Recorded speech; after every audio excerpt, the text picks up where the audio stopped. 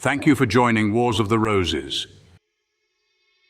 And this is Pope Alexander from the Encyclopedia Freemasonry by Albert G. Mackey. Pope Alexander, son of a Roman Catholic linen dealer at London, born May 21st, 1688, died May 30th, 1744, the body being buried in the parish church of Twickenham.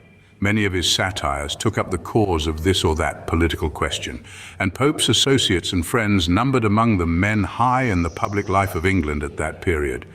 Deformed by disease in childhood, he was for life an invalid, yet a busy man of letters whose prose and verse, original and translated, were clever, keen, abiding. Devoted to his mother, his quarrels elsewhere were equally earnest, lasting, thorough. Probably the venom of his literary attacks was in part due to great sensitiveness over his crippled, unhealthy condition. His verse is particularly smooth in flow, bright of allusion, phrases neatly framed, apt for quotation, as in the following familiar lines from his essay on man.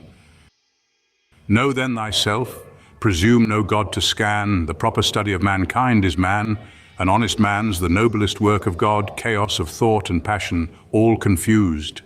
Still by himself abused and disabused, created half to rise and half to fall, great Lord of all things, yet a prey to all, sole judge of truth, in endless error hurled, the glory, jest and riddle of the world. The same work is equally striking in what is said of woman. Our grandsire Adam, heir of Eve possessed, alone and e'en in paradise unblessed, with mournful looks the blissful scenes surveyed, and wandered in the solitary shade. The Maker saw, took pity and bestowed woman the last, the best reserved of God. Several of his intimates were reputed to be members of the craft.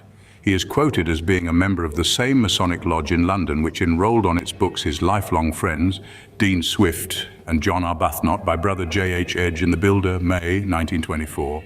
One therefore hunts through his writings for some reference to the fraternity or its instruction.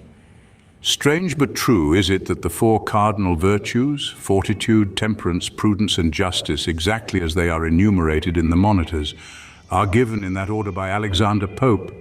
In clouded majesty her dullness shone, four guardian virtues round support her throne, fear's champion fortitude that knows no fears of hisses, blows, or want or less of ease, calm temperance whose blessings these partake who hunger and who thirst for scribbling's sake. Prudence, whose glass presents the approaching jail, poetic justice with her lifted scale, where in nice balance truth with gold she weighs, and solid pudding against empty brays.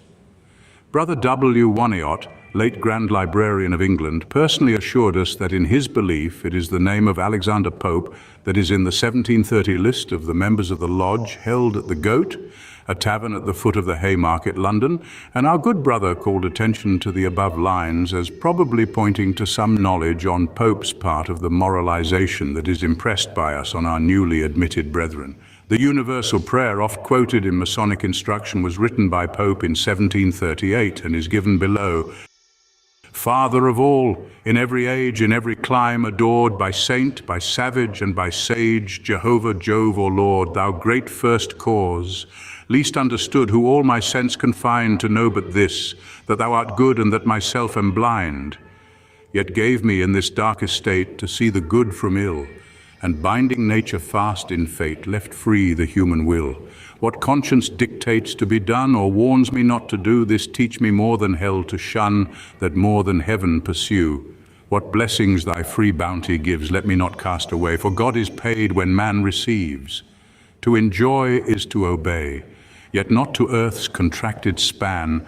Thy goodness let me bound, or think thee Lord alone of man, when thousand worlds are round. Let not this weak, unknowing hand presume thy bolts to throw, and teach damnation round the land, on each I judge thy foe. I am right, thy grace imparts, still in the right to stay.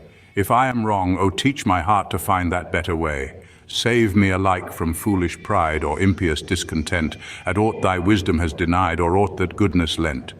Teach me to feel another's woe, to right the fault I see, that mercy I to others show, that mercy show to me. Mean though I am, not wholly so, since quickened by thy breath, O lead me wheresoe'er I go, through this day's life or death.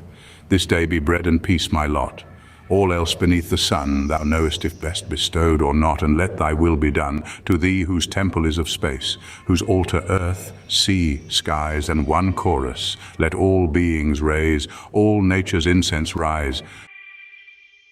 Thank you for watching, and please don't forget to share, like, subscribe, and comment, and if you can, please consider donating to Wars of the Roses. Links to PayPal and Patreon are in the description. Thank you so very much.